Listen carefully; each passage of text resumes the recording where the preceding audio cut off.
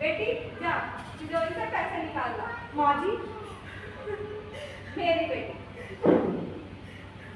अरे सुनती हो, गौरी के आने का समय हो गया है और तुमने स्वागत की तैयारी भी नहीं की। बेटी तू अंदर जा।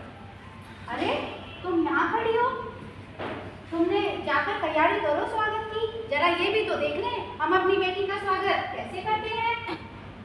गालियों के अलावा कभी सीधी बात निकलती है आपके मुंह से?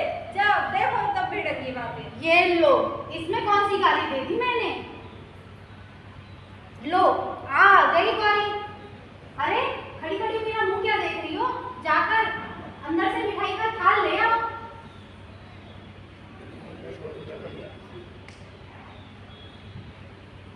प्रणाम पिताजी। जीते रहो, जीते रहो। गौरी कहाँ है? जी वो तो नहीं आई। नहीं आई?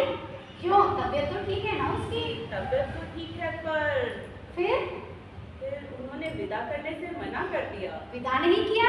क्या कहते हैं, क्यों नहीं किया विदा? कह रहे थे आप लोगों ने पूरा दहेज नहीं दिया। लालची कहीं के। हमने तो जीवन भर की कमाई दे दी, फिर भी कहते हैं दहेज पूरा नहीं किया। लोभी कहीं के। उन्हें भला बुरा क्यों कह रहे हो?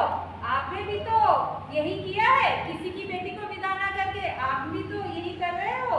मगर शराफत और इंसानियत नाम की भी तो कोई चीज है। शराफत और इंसानियत की दुहाई आप देते हो। अभी थोड़ी देर पहले तो चुप रहो तुम। बहुत चुप रही, अब नहीं रहूंगी। आखिर क्या कमी थी बहू के दहेज में? उन्होंने मेरी बेटी को विदा न करके मेरा अपमान किया है।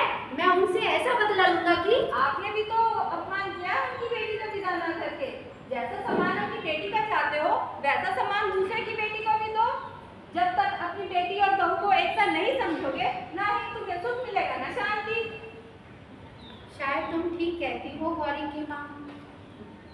अच्छा मौसा जी, अब मैं चलता हूँ, मेरी गाड़ी का समय हो गया है। अगली बार आपकी मरहम जरूर लेकर आऊंगा, विश्वास रखिए। ठहरो प्रमोद, रुको बेटा, आज गलती मेरी ही है। ठहरो प्रमोद, मुझे और लज्जित ना करो बेटा। मैं अब कभी कभी चोट भी मरहम का काम कर जाती है। चोट का इलाज बेटी के ससुराल वालों ने दूसरी चोट से कर दिया है। अरे खड़ी खड़ी मेरा मुंह क्या देख रही हो? जाओ तैयारी करो, बहू को विदा नहीं करना है क्या? मुझे माफ कर दीजिए मौसा जी, मैंने आपको बुरा भला कहा। नहीं नहीं प्रमोद बेटा, गलती मेरी ही है। आज से तुम्हारी बहन मेरी दूसरी बेटी है। इस नाटक को देखकर मैं यही कहना चाहूंगी कि लोगों में दहेज की पूरी प्रथा के प्रति जागरूकता बढ़ाने की जरूरत है। जिस तरह आज की लड़कियां और महिलाएं उड़ान भर रही है, तो इस मतभेद का तो कोई मतलब ही नहीं। लोगों को अपनी बेटी और बहुओं में भेदभाव ना करके उनको एक समान प्रेम भाव और मान सम्मान से रखना चाहिए, तभी दहेज प्रथा का अंत हो पाए। दहेज नारी के सम्मान का अपमान है। दहेज नारी के सम्मान का अपमान है और इस प्रथा का समापन ही समाज का उत्थान है।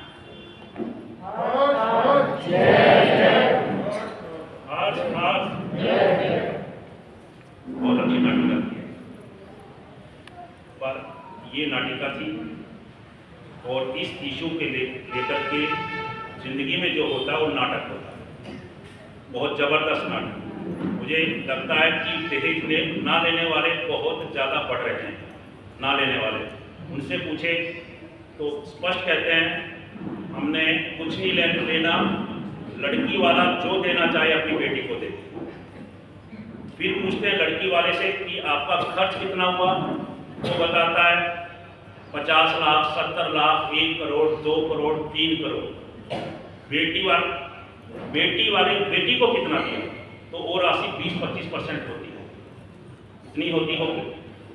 ये दहेज प्रथा तब तक नहीं मिटेगी जब तक ये मेरी बहनें जो नाटिका यहाँ पर कर रही थी, ये जीवन में खुद ही अंगीकार कर ले, इस थीम को खुद ही नियम ले ले कि हमने कभी ऐसे जैन सभा में नाटिका की थी जब अपने बेटे को पुत्र को ब्याहेंगे एक भी पैसा नहीं देते, एक भी नहीं। और शादी भी इतनी सिंपल कि लोग देखते रह जाते, और नहीं तो आलीशान अंदाज में होती है। ठीक है, एक और चीज आपके सामने रख रहा हूं मैं।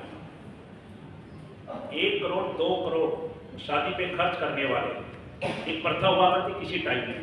जब बारात लेकर के किसी क्षेत्र में जाते थे वहाँ के धर्म स्थान को कुछ न कुछ देते रहिए कि जब बारात जाती थी पूछते थे कि भाई मंदिर कोई धर्म स्थान बता दो। मुझे लगता है यहाँ किसी ने लड़का ब्याह ही नहीं होगा, क्योंकि इस हेड में मुझे कभी कोई पैसा नहीं है। तो समझ के ये है समाज की तस्वीर। कभी कभी कड़वी बात नहीं बोलता हूँ।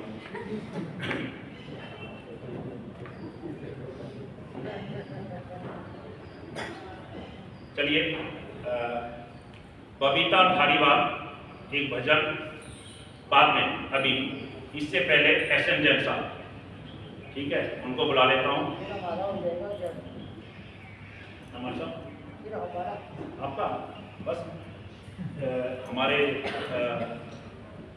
अपन भाई अंकित भाई भी, ठीक है, और अजय, दो दिन भाई संजन साहब आए गए हैं। बबीता जी का भजन है, आइए लगा। और जो दान राशि हमारे पास आई है उनको तो मैं एक बार जरूर अनाउंस करूंगा।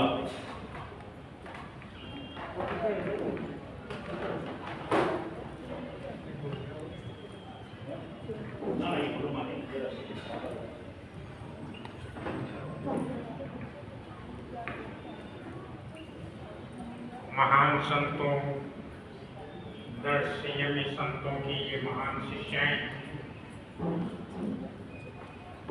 हमारा क्षण वंदन नमन आप सभी को। जय हिंद।